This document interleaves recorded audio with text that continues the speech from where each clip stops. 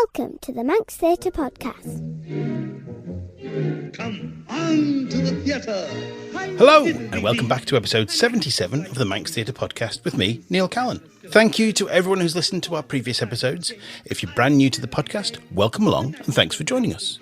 In this podcast, we like to try and keep you up to date with what's going on in theatre on the Isle of Man, chatting to the cast and creatives of upcoming shows to find out a little bit more about the shows and the people behind them, and also what our Manx born and bred performers are doing further afield.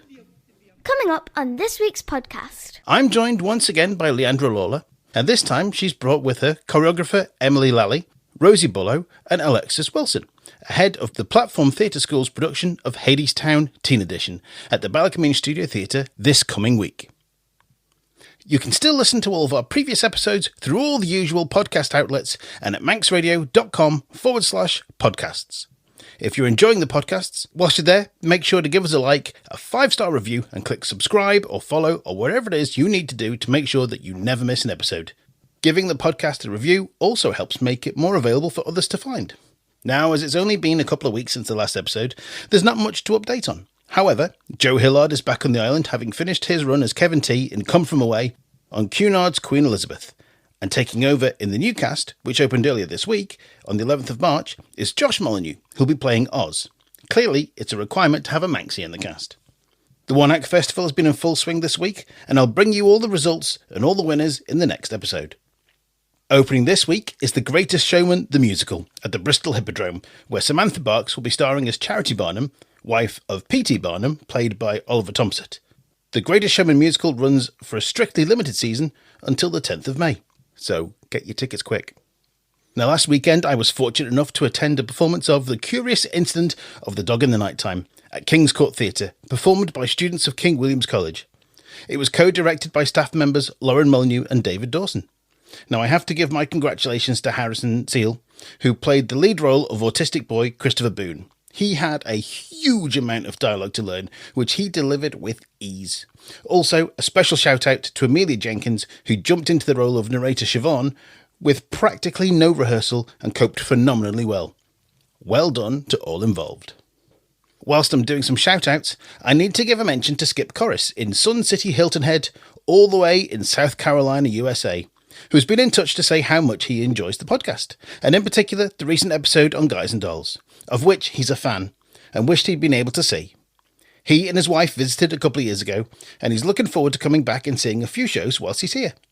Now, it's lovely to hear from people who enjoy the podcast, especially those away from the island. So if you're listening to the podcast, whether you're a Manxie abroad or just like listening to the podcast, drop me a line at manxtheatrepodcast@gmail.com and let me know where you are. And maybe I'll give you a shout out in a future episode. This episode has been made possible by funding from the Isle of Man Arts Council. For full details of the funding available and the application deadlines, check out their website at iomarts.com. Breaking news, hot off the press. Parados Theatre Company have just announced that they will be staging The Tempest in February next year at the Villa Marina's Royal Hall. Now, I've spoken to Charlie and he has confirmed that they will be playing it in the round. Now, I'm sure I'll be catching up with Charlie and Alex on a future episode to talk all about it. Well, that's all the news for now, but make sure you keep up to date with what's going on between episodes by following Manx Theatre Podcast on both Facebook and Instagram. You're listening to the Manx Theatre Podcast with Neil Callan. I'm joined now on the podcast by Leandra Lawler, Lally, Rosie Bullough and Alexis Wilson from the Platform Theatre School ahead of their production of Hadestown Teen Edition at Ballakermeen Studio Theatre on the 21st and 22nd of March. Ladies, welcome along to the podcast. Hi. Hi. So, Leandra, welcome back. It's been, 2 weeks since you were last here? Yeah, I think so, approximately, with Lisa and Anthony from Madfor, yeah. Yes, because we were talking about March being Madfor Month. It definitely is, yes. And you are neck thick in that at the moment. I am, yes. And Hadestown Teen. Absolutely. So excited, aren't we? Yes!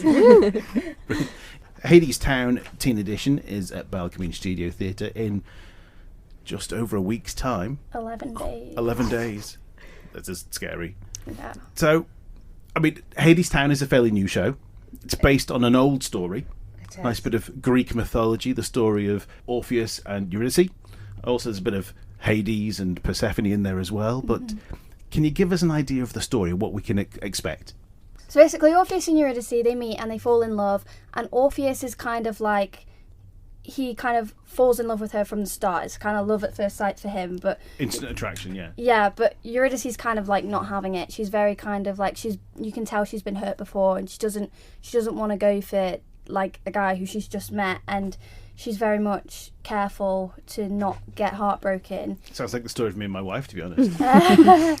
And then Orpheus, he has got a gift, and he can write songs, and he wants to write a song to bring the world back to the way it should be, because there's summer and there's winter, but there's no spring or autumn, and Orpheus he believes his job is to fix that by writing a song that will bring the world back into tune. Quote. Yeah, that's a little quote.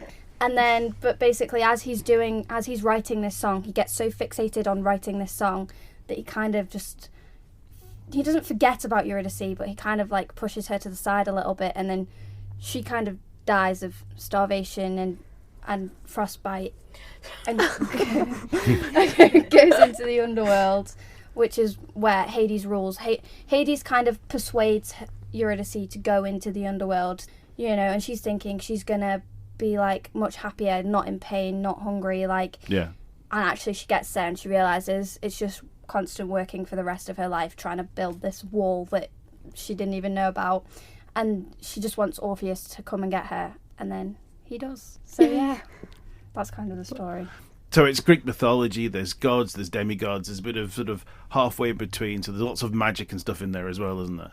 Yeah, it's a very fun story. It's a modern retelling of Orpheus and Yeah. Eurydice. Yeah. So you've taken the old Greek mythology of Eurydice and Orpheus, and they've give it a little bit of a twist, a little bit of jazz, stylish Yeah, there was a version dancing. about, I don't know, 25, 30 years ago, Orpheus in the Underworld, which was a bit more of a Gilbert and Sullivan kind of take on it. But I guess this is a bit more up to date, a bit Absolutely, more, yeah. a bit more jazz, a I mean, bit more soul. Yeah, I mean, it was written by Community Theatre in 2006, I think it was.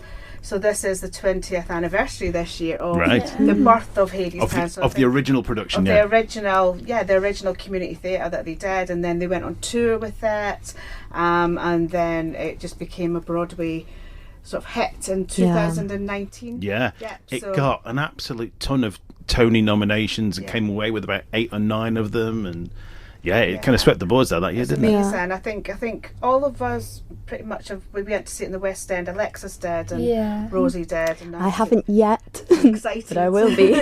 So we've been to see it in the West End, which was phenomenal. It's probably the best thing I've seen. In the West End for me, but I like that type of live performance.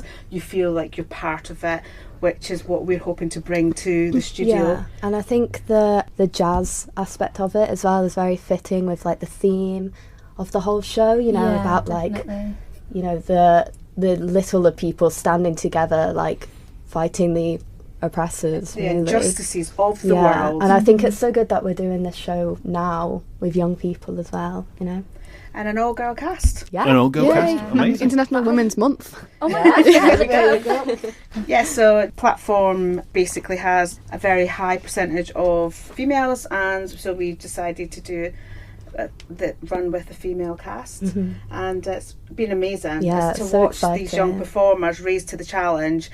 I mean, Rosie's character is Orpheus, and I'm sure she can tell you about how she's hit that head on, really, haven't you?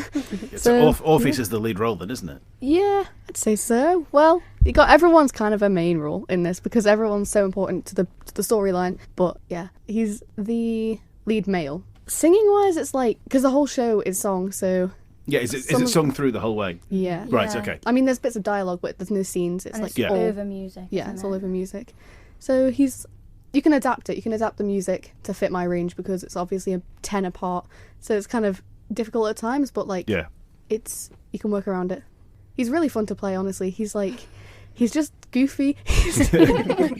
He's just doesn't really know why he's there. He's just there and he's going with his heart, going with the flow. He knows he loves Eurydice and he's going to do whatever it takes to be with her. Yeah. But he doesn't really know his way around it. He's not really a lover boy. He's just him, Hasn't really got a plan.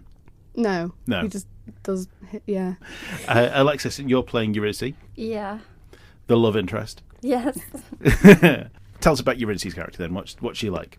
So she's kind of like, I don't know whether you guys would necessarily agree with me, but I've kind of thought of it as like he fell first, she fell harder. Like they both fall in love, but he falls in love immediately. Yeah. And she falls in love a lot slower, but I feel like she really, really loves Orpheus. Yeah. And when like all these things are happening and she's going into the underworld and having to leave Orpheus, it's not a, well, I'm going to leave because he's left me. It's not out of spite. It is like the last resort. She's got nothing else that she can do. And it really is like she wants to stay with him, but she can't. Like there's nothing in her power there's nothing she can do in her power to stop herself from having to go into the underworld.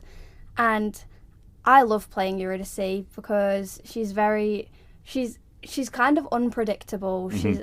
I think like she's like kind of the opposite to Orpheus. She kind of knows where she's going, she knows who she likes, she knows where she wants to be, but she doesn't quite know how to get there necessarily. Absolutely I would say. agree, Alexis. So Eurydice is the realist in the relationship, Yeah. and with Orpheus being the idealist. So he's a bit of a dreamer and how the world could be through his little rose-coloured glasses. Literally. And Rosie. And Eurydice is, as Alexis rightly said, at first it's, hold on a minute, there's lots of walls that are built up. Yeah. I mean, Song of the Wall is actually quite metaphoric in Eurydice's downfall. Yeah. And the fact that she goes in and she's just, all she's interested in is food and survival. Yeah. And then there's this person whom's, I'll look after you, I'll do this, I'll do that. Yes. And her wall comes down and it's like, and she gives all of herself, and he loves her, he knows he loves her, but he also loves his music. Yeah. I mean, Alexis, absolutely right with what you're saying about the falling first and falling harder, but it's a beautiful love story throughout, and complemented with the rest of the cast and Emily's amazing choreography. So she signs a contract with Hades, doesn't she? It's the original. It's the deal with the devil, isn't it? Yeah. It really is, and that's what traps her in. But that's part of the story. We can't go into too much of that because we need to find out how. No, we want people to and come when and watch and find out. Yeah, exactly. we reveal the whole story. You know. Yeah. So looking at the other parts, Hades is played by Samantha Winstanley. Samantha Winstanley. Okay. So that's probably meaty part then as well, Hades, is it? Yes, I mean, so for me, when we cast Samantha, we looked at her characteristics and how she could portray Hades, because obviously using females, it's really difficult sometimes because you can typecast somebody who you would assume would be maybe stereotypically masculine or whatever, and I wouldn't actually say that Sammy Winstanley should tell me if I call her Samantha. And I wouldn't say that she was stereotypically masculine. In fact, I wouldn't say she was at all. So it's really interesting watching her character development from, she's quite lightly spoken, and she's not so lightly spoken. She commits to her character so well. Yeah, one of the highlights for me as director and producer is watching what Emily has done, and there's a specific song called Epic 3 Instrumental when the Hades and Persephone dance, and it is the most beautiful moment ever. It's just so beautiful, and I think there's not a dry eye when we run that one. I mean, there's so many beautiful moments throughout the whole thing. But yes, so Sammy and her it's her body language as well, and how she is. It's amazing to watch. Now, I mean, like the West End and the Broadway productions are well known for their revolves and moving floors that have been the result of many a TikTok and Instagram reel of people in airports recreating these scenes. I'm assuming I did that. Did you? I'm assuming there's no revolves involved in this show. So. Oh, okay. There's no physical moving floor. Right. However, the girls do move. It's done through the art of movement and dance and lights. So it's you get the illusion of them moving and this very clever choreography that's been put together. Oh. Would you like to give us any more hints on that, Emily? Well, I don't want to spoil anything, but yeah, me and Leandra have just worked very closely together, because obviously I can do so much with the choreography, but I think once we get it into tech and we see it with the lighting, that'll really really shift everything. Yeah, absolutely. With the road itself, I had a vision of how I wanted it to be. So Emily's done the majority of the choreography and definitely the huge dance numbers, because I've not got the skills. And but the road, my vision was to see this road come to life, and the workers create the road. Right. Okay. So and then Emily took what I had in my head and I come in with ideas and little bits of blocking, and Emily will go, right, okay, let's do it this way. What do you think about this? What do you think about that? So, I mean, it's been a lovely collaborative experience to be able to see this road come to what I was saying. I can't wait to see it in the theatre with we've got lanterns. It's just going to be, some wonderful illusions going on. Yeah. I hope so. Yeah. Excellent. This is really looking forward to this. Okay, back to the cast. Persephone. So not many people will have heard of our Persephone, because she's not really in the musical theatre world or in the drama world much. Her name is Catherine Harris. All right. And she is just, wow, again, isn't she? I mean, you can say, because I know, but watching Catherine for yourself. She's just absolutely bloomed throughout this process. It's just amazing to see her. Sassiness. Yeah. Again, quite like a quiet character, but just the commitment to their characters that are kind of not necessarily opposite to them, because I think they can connect to the little bits in there, but yeah, the difference, it's just so beautiful. She really is amazing to watch, and just when she auditioned and she sang for me, I was just like, wow, where did that? It was that really sort of soulful voice that came out of her, and I was just, oh my gosh, that's my Persephone. Straight away, as soon as I heard her, I just knew that she was my Persephone. So is she brand new? Has she been a member of Platform for a while, or has she come from the dance world? No, she's not in the dance world at all. She's not anywhere. I don't think Catherine goes anywhere else. She's been in Platform for 3-4 years, maybe longer. She used to go, and then she took a break, but then she came back. Right. Okay. So she's Right. She's just fabulous. She's great. Well, we'll have to keep an eye out for her in the future then. Absolutely. Well, come and watch and you'll see her. Oh yes.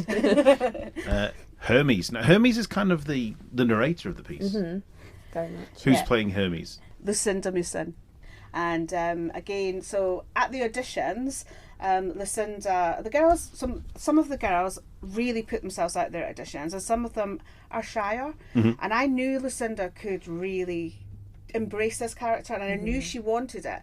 And so I said to her, listen, go home, do a video audition and send it to me. And so she did. And as soon as I watched the video, I knew that she was my Hermes, just straight away.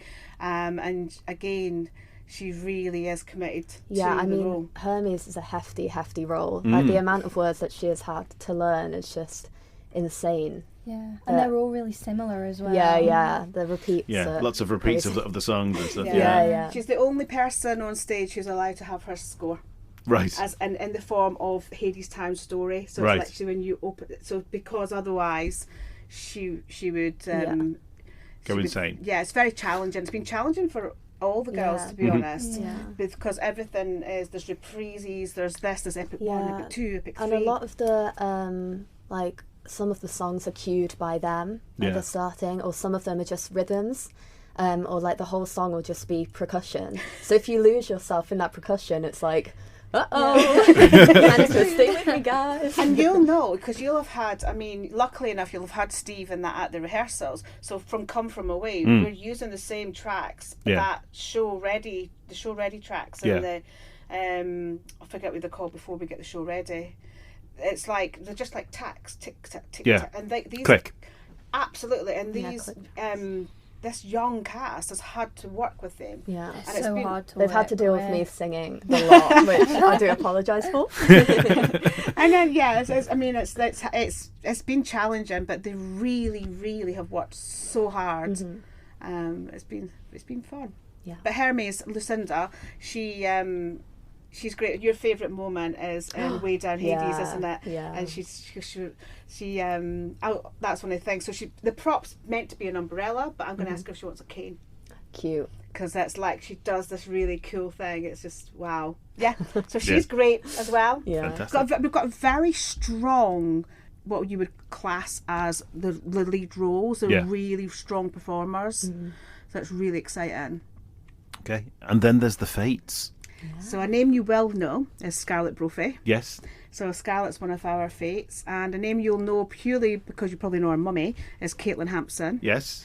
And then our third Fate is Seren Kirkpatrick, who's not done a huge amount. She's done a few things, but again, she brings her own sass. And there's three completely different. Well, I say Caitlin and Scarlett, dance-wise, and Seren's very much the act. They all act. Yeah, they're all great. Yeah, they're just bringing something unique and individual. Yeah, I mean, they're kind of like the thread that holds the whole story together. They kind of lead everything. They're always there. Their movement quality is stunning, absolutely beautiful. They're kind of like the muses in Hercules, aren't they? Exactly. Yeah. And I've had so much fun working with them and choreographing for them, because I know I can really push them, and like their songs have these little intricate rhythms that I can, mess with the timings and everything. Oh, it's just been so much fun.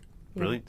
And then the rest of the cast, I guess, are the workers. Yes, so our workers, they're younger, so they're sort of the younger students of Platform. Yeah. Although we say younger, our youngest student is 11 years old. Right. Who is probably more a pro than anybody else on the show. And that's Rosie's little sister, Izzy. And yes. Yeah, so Izzy has been with us since she was 2, probably. Since in your mum's womb. In the building. Yeah. Since that age. And Izzy was she came to Lorient with us when we went in last summer, and she has just grown up with Platform, and she's phenomenal. She's just great. And then we've got Polly and Lucy and Alessandra. So did you go and see? Is your daughter in Ballakermeen? Yes, she is. Yeah. So Alessandra sang in the show that they did in November. The Disney one. Yes. Yeah, I didn't see that one, unfortunately. Sadly. So she was in that, and so the girls they're not as experienced, probably apart from Izzy. Definitely not as experienced dancers, but you've really worked with them, haven't you, in movement and simple movement, and they've really grown as well. Yeah, absolutely. I mean, I think everyone's grown so much, but these 4 girls, they just work really hard, and they deal with what me and Leandra put on them. You're going to be the road. Yeah. Now, the teen versions of shows are quite often shortened, a little bit sterilised, but this, looking online and reading about this is pretty much the entire full show, isn't it? Yeah, that's the false sense of security that I was brought into. I thought when it was getting released by Concord, I was like, oh my God, this teen version, this looks brilliant. I'd really love to do this show. And so I bought the rights, because you don't really get to see anything properly. I mean, obviously there is the perusal and you do get to see that, but I honestly and truly did not realise the extent of what we were doing. And now it's 2 hours long. Yeah. And we've dropped 2 numbers. We've dropped Lady of the Underground. Didn't feel that was that appropriate for this show. Yeah. And Raise the Cups, sadly. Right. Just purely because of time. Yeah. For the Raise the Cups. I mean, if they're absolutely amazing next weekend, we might chuck it in. Hey. But yeah, it's. I mean, and as far as you're concerned, I mean, you've dance-wise, it's just been one choreography after another choreography. It's a mammoth show, even though it's the team production, and music-wise as well. It's just one song after another. Yeah. Every little interval bit that you would normally just use as like a transition, that's still music, that's still singing. Yeah. They're always on the stage. I mean, it's amazing. It'll be amazing to watch, but yeah, I did feel for you guys sometimes when we were rehearsing. It's a bit like Come From Away, where there isn't really, I mean, nearly every song segues into the next one, and there isn't a point where you can sit there and clap. It just goes straight on. Going. Yeah. And that is and a part of the challenge that for myself to have, obviously, because Emily would do the choreography, but sometimes we didn't do it linear. We didn't do it from beginning to the end. It was like, well, let's do this song for the big numbers, and then we had to try to remember, like, so Emily would maybe do the dance number, but what about the beginnings and the walking into numbers? So then I'd be like, girls, bear with me, we need to find out where you would have been in that number, and then we'd have to go back and reset the ending of something else, or reset the beginning. How did we start that number? So how do we need to finish this one? So like I've created this matrix which will be going out, and it literally is, I have to plot everybody on the stage at the beginning and the end, so we know when we go into theatre exactly where everybody is for the lighting as well. That's my from my point of view. It's going to be the spreadsheet of all spreadsheets. Oh, yeah. Okay, ladies, right. Well, Alexis, we know that you got started in the womb, really, but how did you both first get started? I mean, I saw you, Rosie, last in Ballakermeen's Fame. Yeah. But how did you first get started? I would say platform, to be honest. I don't think I remember anything before that. So my mum and dad put me into it at, I think I was 4. And I've been going ever since. I've just always been there, so 4 till 16 now. And I've just always loved it. I've never thought, oh, I want to quit, oh, I don't like this. It's always, I just love to be there, so... It's not a chore, it's something you really look forward to. I enjoy. And then I started probably in high school getting involved in the school shows, which didn't run because of COVID for a while, but the recent one, well, not the last one, not Dare to Dream, because of A-levels. Yeah. But just Fame and Curtain Up. And then out of school, I started auditioning for a couple things, not a lot. I've been in School of Rock. Yeah. And we did Madagascar with Platform as well. Madagascar Junior. So I've been in that. I've not really been in many shows thinking about it, but the few I've been in, I've loved. Yeah. So that's an important thing, yeah. Yeah, it's all really... I've got all my experience from being at Platform from 4 till now. Yeah. I've just learnt so many different skills and, like, my way around the stage. Like, I think I'm very professional when performing because we're so professional at Platform. We learn from a young age to be the right stage presence. Like, all the, like, if we perform, everyone will be like, wow, everyone was so professional for such a young group of people. You all handled that really well. And that's normally feedback we get because we're taught it. Yeah. Yeah. That's it, really. I've been in a few shows here and there. And also I did Young Singer of Man and I did Young Actor of Man last year. Yeah. And I've enjoyed them too. So cool. So A-levels then, are you intending to go off and drama school post A-levels or? I was actually wanting to go down the languages route. It's more of a hobby. It's not really something I want to go into, but I do enjoy it. And I didn't pick music A-level or GCSE, but I did performing arts at GCSE. I've gone with like very academic subjects. I've not really gone down performing, but I am trying to learn some music theory outside of school. Right. Because I do like writing my own songs. I've never made a full song, but like a bit of an Orpheus. Typecast then. But yeah, I'm trying to learn guitar as well. Oh, I did piano from, I don't even know how old, but I gave that up a while ago. Yeah. But because I wasn't invested in it at the time, but I wish I kind of carried on with it now. I wish when I was a kid my mum and dad had forced me to take piano lessons because I would just love to be able to sit down at the piano, even just like, you know, when you get a score for a brand new show and you sit there and go, what am I supposed to be singing here? Just be able to just hammer out the line, but it's so useful. I've got basic skills, but I wish I could just play anything, you know? Yeah. And then my mum had a random guitar that I found and I was like, let me try learn this. So I don't know if it was in summer or something, I started playing around with it and I just wanted to develop it. So I'm learning some theory. I'm learning a bit more on guitar. Yeah. And I just like trying to put things together. I've not made a song yet, but I had a few drafts in I've had a few drafts in summer, but Orpheus then, he's a lyre player. So are you having to play on stage? I'm not that advanced. We are having someone in the band play it for me. I'm just going to mime it, but I was going to try and learn it, but I thought too much. I can't learn the show and learn guitar on top of everything else, at the same time. But maybe at some point I'll know his part. Yeah. But not in time for the show. Okay. Unfortunately. Alexis, so daughter of Christine Sutcliffe. So you've been probably singing since you could speak, I suppose. But how have you got involved and grown up with it? Well, So people will obviously be like, oh, well, I've been in theatre since I was in the womb because my mum was in The King and I and she was pregnant with me. Yes. But I feel like my house has always been quite singy. Like, there's always been singing lessons going on in the background from basically as long as I can remember. But I guess I did my first show when I was 4, and my mum is going to hate me, but I cannot remember the name of it for the life of me. It was a Welsh show, but I can't remember the name of it. Oh well. So was it off Ireland, was it? No. It's like a Welsh... Do you know what it is? Yeah, it was Fortnite. Fortnite, so it was basically part of Theatre Fest. Yes, I remember now, yes. And I was very young then, so I don't really remember the show, but I just remember having a great time. Going on, saying a couple of lines. I don't even think I said that much. I think I just went, yes, father, and then got off. And just stood there and looked cute. Yeah. And then I've done, like, I did a panto when I was 7, maybe. I think it was Aladdin, and that was fun. I didn't even realise I was auditioning for a show. My mum just kind of sent me into a hall and...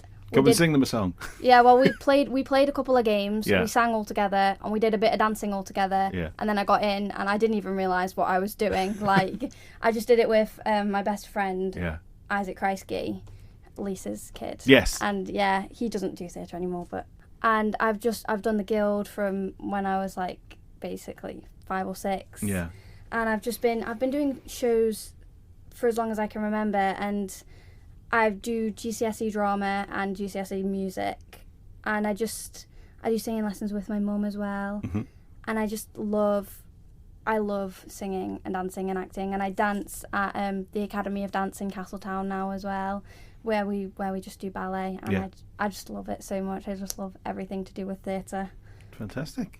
And also wanted to say, and I was just like, this is really random, but I was in the car home going home from a Hades rehearsal on Saturday, and we were chatting in the car about what we want to do with our lives, and I was just thinking, like, I actually can't imagine my life without theatre. Yeah. Like, not just as a hobby, like as a job. Like, I genuinely can't imagine not doing theatre as a job. Like, I would just be like, what am I doing with my life if I did anything else, you know? It's in your DNA. Yeah. It's got to be done. So you're thinking then post A-levels, drama school, down that route, Yeah, probably. Fantastic. Well, let's have a look at some of the questions that we tend to ask people on all the episodes that we do. Is there like a bucket list role that you want to play? So if there's one role you've got to play, and once you've played that one, you can just go, right, I'm done now. I'm happy. I can sit back and retire. Rosie, you go first. I need some thinking time. Oh God, hold on. You could ask Emily if you've got a dance role. No. Emily left to go. You left the island. How old were you when you left the island, Emily, to go and dance? Oh God, so long ago now. I think I was 12 when I left. Wow. Okay. Yeah, I went to ballet school, and then didn't love that so much. Went to uni, got my contemporary training there, and I did my undergraduate and my MA in contemporary dance and choreography. Wow. And then I joined a company for my MA year, and we toured England with that. And then came home, realised I love the Isle of Man so much. I just love it with all my heart. Met Leandra, because we've known each other since I was teeny tiny. Yeah. And then we met at a Christmas party, and I was talking about, for my dissertation, I did a piece about Manx myth and legend, and like woman's representation in like religion and like that to Manx culture and blah blah blah. But I started talking to Leandra about it, and she was like, well, I'm doing stuff about Manx myth and stuff. We're going to Lorient Festival, hopefully. Yeah. And I said, well, if you ever need a dancer, my boyfriend Josh is a music person, plays guitar. So I was like, if you can, hook Josh in, that'd be great. And yeah, the rest is Josh history. Got to play with Dave Colgallen. Oh right. He joined Frank and Jamie Jochen. Yeah. Oh right. And who else was that? There was somebody else. Was it? No, just 4 of them, wasn't it, at Lorient? And you came, but then you stayed working for me as well. Yeah. So once you're in the door, you're never leaving. Yeah, it's kind of like how it works on the platform, I suppose. I just tie you up and keep you there. I'm just joking. Yeah. So we've talked about everyone else actually within the cast, and yourself, Leandra, as director, and Emily as the choreographer. But who's your musical director on this show? We have the amazing Heather Dakin. Oh, Steve's wife. Yes. Yes. So so Steve, originally at the beginning, Steve was going to be assisting, but he's actually doing the band. Right. So Okay. he's playing for us. Wow. Live band as well. Yeah. So Steve will be on the stage playing keyboards. Johnny G will be playing double bass. I'm not sure who the other guitarist is. Sorry, whoever. I've not been told by Steve. We've got both Katie and Kirsty Lawrence Oh, fantastic. on violin and cello. We've got the lovely James Davies on the drums. Oh, fantastic. And I'm hoping. And Juan Wright on the trombone. Oh, so wow. literally straight from the pit of Guys and Dolls, the majority of these guys. So we're really, I mean, what a privilege for these young performers to be able to perform their own show on a stage with the live band, who've not been told what they're dressing, what they're wearing yet, but we want a New Orleans style, I think. We'll go down that. And they're on stage with you guys as well, so that'll be such a good experience That's for really you. fun. Yeah. And they get to interact with them as well. Yeah. But Heather's been amazing. I mean, she's such, as you said, spoke about before about the score and how huge it is. I mean, I think are we doing 29 songs? I think it is. So it's constant. I mean, her arm's going to be aching, and she's on stage as well. So we've got her on a step box. She'll be lit. There'll be it's just going to be crazy. But she's amazing. Absolutely amazing. Tickets, that's the important thing. How do we get tickets? So they are on the Studio Theatre Ballakermeen's website. So they're on there. They're an absolute bargain. We just want bottoms on seats. We want the girls to have a wonderful audience to support the work that they've been doing. I mean, we all know that we get a great audience. It really does lift as well, and I think that's really important to just give them that support. Yeah. And not only just to helps me pay everything back. Yeah. So the tickets and also on platforms, Facebook, we've got a public Facebook page. There's links there. There's a lovely reel that Emily made this morning for showcases the girls performing. So that's how we get tickets. Yep. And also I'd like to say thanks to our sponsors. We've got two sponsors, Hansard International and Rock Landscape Services. And anybody else who would like to sponsor us again would be amazing. Every little bit helps to support these guys and platform. Thank you. Without the sponsors, we can't put the shows on. Absolutely, So. and that is it. And it is. I mean, my poor husband's pension fund is like going down because I keep spending all the money. Okay, back to the girls again then. Are there any funny stories that have come up from rehearsals? Things have gone horrendously wrong. We've got my fall. This sounds like a good story. Buckle in, everyone. My fall in what number's it in? In the fight scene. Papers. I just can't get it. So I'm being shoved around in a fight scene, and I meant to fall because I'm being shoved around, and what do?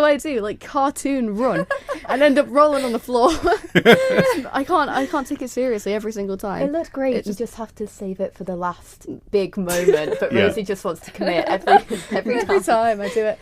Oh, it's funny. That's it, really. Full on stuntman every time. Yeah. Alexis, anything for you? Or is it just watching her falling over? I feel like there's a lot of funny things that Rosie does. Well, everybody really, but I don't know. I guess Lucinda's umbrella. Lucinda's umbrella was hilarious. Lucinda, who plays Hermes. She had an umbrella on Thursday last week, and she was trying to close this umbrella, and it just wouldn't close, and like everybody was just trying to like. It was like mid-song. Yeah. We're just like, ugh. I don't know. Umbrellas are the worst. We had 3 umbrellas for Little Shop of Horrors last year, and every time that they sat there with rehearsals, and they'd be like stood at the end with them sort of folded and up, and then every now and again one of the catches hadn't gone properly, just go. Yeah. I mean, I guess like sliding off the chairs for the fates. Oh yeah. Yeah, we've got some stools, but we're not keeping the stools. I mean, I think you guys just get the giggles a lot, especially Rosie. Yeah. Sorry. And I think Leandra's like, commit to the scene, let's go all the way.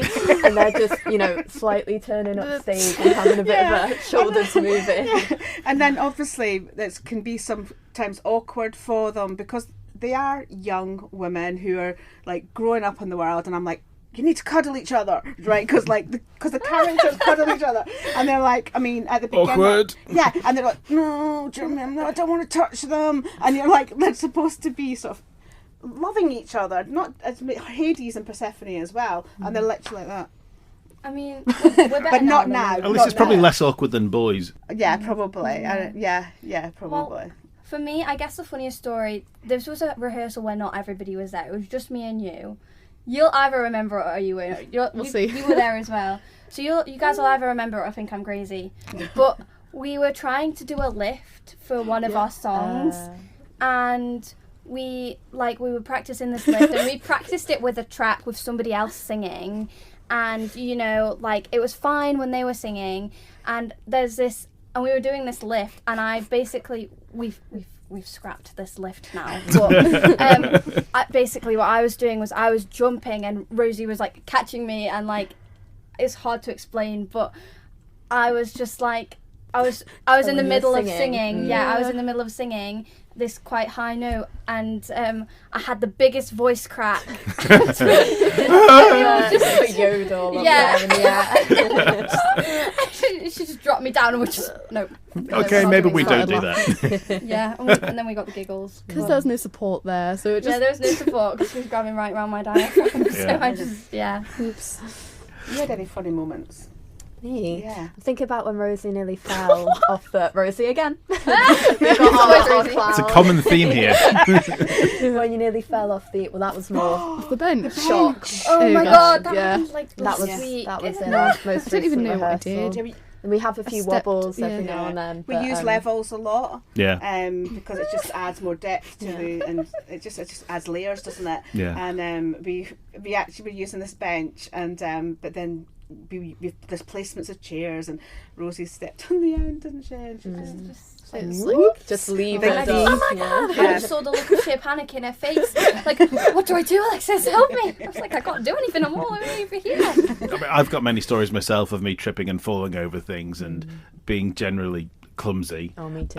But the one I've got from the last night of West Side Story, we had this bit of rostra that was on wheels that came out. This was the famous balcony from Maria scene. And at the end of the show, sort of the final bows, myself and a few of the other Jet boys, we were positioned up on top of that under the lamppost. And like the curtains came in and I was like, yay! And put my fist right through the glass dome on the bottom of the... And everyone was like, Neil! Not the fact that I've got blood running down the back of my hand from the glass that I've just put my hand through. They were more concerned about the fact that the glass had been broken and they couldn't use it again. Well, guys, Neil is the reason why I don't like trainers. Because Neil is the person whose knees popped. Oh gosh. During a rehearsal. Yeah. It was during West Side Story, the same show, and we were doing sort of spin leaps across the room, party turns or something like that. I don't know, the dancer in the room probably know that. And halfway through a turn, as I prepared for my next leap, my heel hit the ground and my trainer didn't move. And my knee went... And I was like, oh! Not great. And I was on crutches for about 4 weeks. Did you do the show on... Yes, I did. Fortunately, it was September that happened. No, I think it was a little bit like that. It was early December. Yeah. So I think I just managed to get off crutches in time for Panto that Christmas as well. So. My goodness. Yeah. Wow. So don't wear trainers, kids, when you're dancing. Unless they're proper dance trainers, in which case that's okay. Don't look at me. That's my pet thing, isn't it? I'm like, no. Just not Nikes with really good grip. Yeah. Okay, now we did start to ask you what your ultimate dream role was, but then we kind of got distracted and we never came back to it. Have we thought of a dream role now? So this is really like, you wouldn't think of it, but I want to be in the Hamilton ensemble. Not like a main role, but like, I just think they're really cool. They are, like, yeah. They're just cool dancers. They got cool energy. They've just like, and the backing vocals bring the whole show together. I just think, And they're in everything all the time as well. Yeah. So if you're winning one of the leads, then there are big songs that you're going to miss out on, but they're in everything. So I just think that would be amazing. Cool. Awesome. Alexis? Well, so just I don't necessarily have a dream role, which kind of sounds bad, but I get into like fixations of just listening to one musical for like 3 weeks. And then I'm like, I want to be this part. And then I'll move on to another musical and I'll be like, no, I want to be this part. But I guess... So you've got a long list then of dream roles. Yeah, I've got like a dream role from each show that I listen to. But if I had to pick one, I would either go for one of the 6 queens from 6 or Eliza from Hamilton. Maybe Katie Heron from Mean Girls, or Veronica Sawyer from Heathers. Yeah. But I can't really decide because there's just too many good. It just depends on which week it is, yeah? Yeah, it just depends on like how I feel when I wake up in the morning, and then I'm like, yeah, this character. Perfect. Brilliant. Okay, so way back in 2020, after the first lockdown, we set up the musical theatre playlist. Now, this is our Spotify playlist, which is our ultimate musical theatre playlist. Neil King and I, Neil was my co-presenter at the time, we each started the playlist off with 10 songs each, just to get it going, because a playlist with 2 songs is really short and boring and over very, very quickly. So we each put 10 songs in just to get it going. And now these are songs that are from shows that we've been in, songs that we've sung, or just songs that mean something special to us. So have a quick look through the list and see if we can pick out some songs for people that you will know. Ailish Creer, she chose Top of the World from The Hunchback of Notre Dame. Eve Pizzar, You Can't Stop the Beat from Hairspray. Oh, there we go. Lisa and Chrissy chose I Will Always Love You from The Bodyguard. That was when they were doing Steel Magnolias, because it was a Dolly Parton song. What else have we got? I also saw my mum on her own. I Am What I Am from La Cage of Fools. I don't even know. La Cage aux Folles. Fantastic. Right, so, ladies, what are your choices and why? Who wants to go first? I'm surprised there's no Hadestown on here. I'm not just saying it because I'm in it, but honestly, I didn't really know about Hadestown that much until we were like, we're going to do it. Yeah. And then I really got into it, listened to the whole soundtrack, like ages before we even started. And I was like, I love it. My whole family was into it. My mum loves it now. And I think I'd have to go for Wait For Me, because from Hadestown, because it's like, it's my time to shine. It's like my favourite bit, because I've got my big bit, turn around and all eyes. I'm like, oh, I love it. It's a massive dramatic bit. The lighting and what do you call it? There's just the staging in general is going to be really cool for that bit. So yeah, I think I'd have to put that on there. Brilliant. Wait For Me. Fantastic. Well, I mean, Hadestown is, in the grand scheme of things, it is still a fairly new show, so maybe that's why it's not quite made it on here just yet, but there's still time. Well, obviously, it's now on the list. Yay. Alexis, what's your choice this week? Oh, I've been really thinking about this. I think I'm going to have to go with a Hadestown song. Okay. Because I don't know, it's got to be Flowers from Hadestown for me, because this song, I have worked so hard on it with my mum in my singing lessons, and Heather as well, but I just love this song, and I love the different elements of music in it. Mm-hmm. But I should mention a very close contender was Stay Awake from Mary Poppins, because my mum used to sing that to me every night before I went to sleep. But it's got to be Flowers. Sorry, Mum. But who better to sing you to sleep at night than Chrissy Wilson? Oh, gosh. Hey. Right. Can I ask, Rosie, is it the Wait For Me or the Wait For Me reprise? Ooh. Because Wait For Me reprise is your... Well, yeah. I think reprise. Really? No, your reprise is Eurydice's big bit, but I think I prefer Eurydice's big bit. I'm not really? gonna lie. Yeah, go. No, my mum's favourite is a reprise. I think I'm gonna go with reprise. The reprise. Yeah. Okay. Yeah. If I'm feeling generous when I'm adding it, I might just put both in. Right, ladies, thank you very, very much for joining me on the podcast today. Hadestown Teen Edition is on at the Ballakermeen Studio Theatre on the 21st and 22nd of March. You can get your tickets from the Ballakermeen Studio Theatre website, or by following links through the Platform Theatre School's Facebook pages. Ladies, thank you for joining me on the podcast, and I wish you and everyone involved with Hadestown Teen Edition all the very, very best, and we hope to see you again soon. Thank you. Thank you for having us. You're listening to the Manx Theatre Podcast. Okay, let's have another look forward at what's currently planned for this year.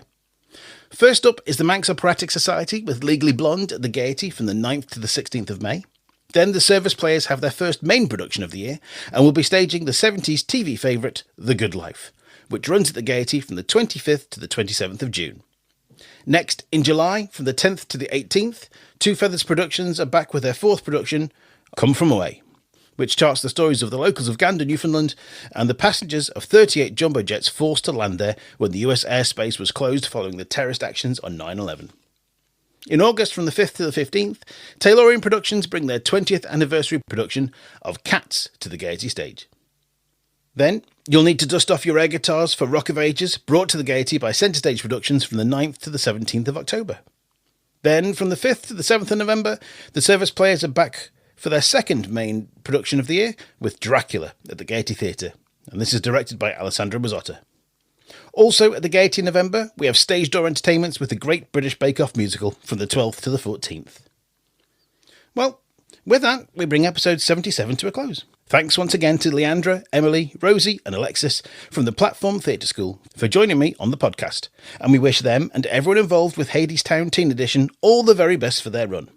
Don't forget, if you've not yet bought your tickets, you can get them from the Ballakermeen Studio Theatre website or by following the links on Platform's Facebook page, which I'll also share.